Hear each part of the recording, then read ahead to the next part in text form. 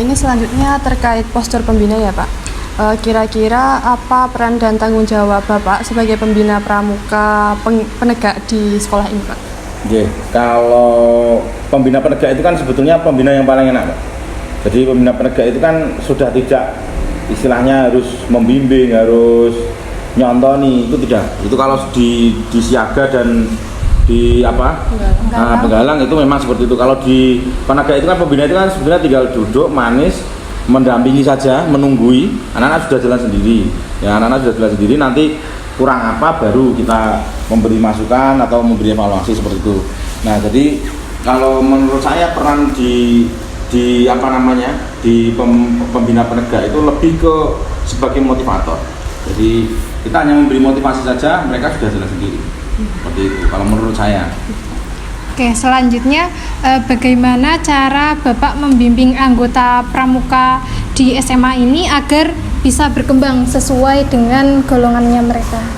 Ya, kalau saya sejauh ini memang jadi kalau di gugus depan SMA di Mall itu kan pembinanya itu total ada 11, tidak hanya saya sendiri, tapi koordinator pembinanya saya. Sehingga kalau di sini memang sudah saya bagi, artinya pembina ini nanti mendampingi di bagian ini, di pos apa, sehingga adik-adik itu akan lebih fokus, lebih maksimal. Lo misalkan terkait dengan kegiatan PBB variasi, nah, nanti dia pasti akan menghubungi saya karena dia tahu yang menghandle, yang melatih nanti akan saya, seperti itu.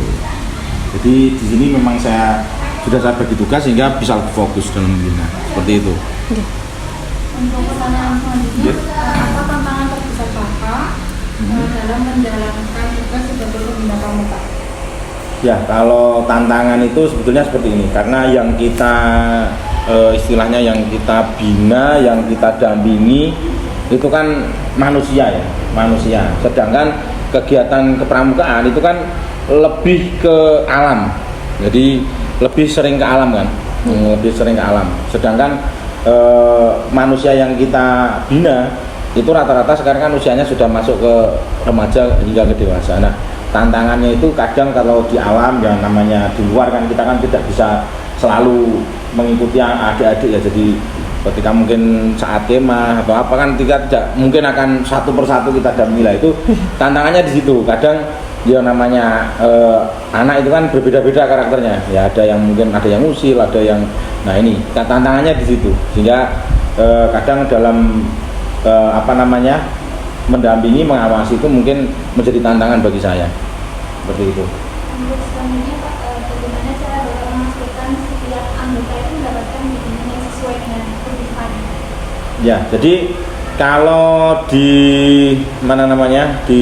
di satuan gugus depan kita Semarang Jatuh Molong itu memang nanti adik-adik itu kan kalau sudah mengikuti yang namanya Dewan Ambalan Penegak itu kan adik-adik itu kan sudah fokus, berarti dia memang yang fokus akan istilahnya meneruskan kepramukaannya. Kalau yang kelas 10 itu kan memang kita wajibkan semuanya. Nah, barulah nanti yang adik-adik yang mengikuti DAP ini, Dewan Ambalan Penegak ini, dia yang akan kita fokuskan, dia mau lebih minat kemana. Nah, itu baru nanti akan kita arahkan, seperti itu. Selanjutnya Pak, sebagai pembina sendiri, kriteria apa saja yang Bapak gunakan sebagai tanda bahwa Bapak itu berhasil sebagai pembina dalam golongan penegak di sekolah ini? Ya, kalau saya tadi di awal sudah menyampaikan bahwa menurut saya fungsi pembina di penegak itu kan hanya sebagai memberi motivasi ya. Sehingga kalau saya ditanya ukuran berhasil dan tidaknya, itu berarti ya sejauh mana saya bisa memberi motivasi kepada adik-adik ini untuk terus mengikuti setiap kegiatan, entah itu berprestasi atau tidak berprestasi, mendapatkan juara atau tidak, yang penting adik-adik itu termotivasi untuk selalu mengikuti setiap event yang ada. Itu menurut saya sudah berhasil. Misalkan ada kegiatan Raimuna, misalkan tingkat kabupaten, tingkat kecamatan, adik-adik ini saya beri motivasi untuk ikut, dia sudah mau ikut, itu sudah termasuk ukuran keberhasilan menurut saya.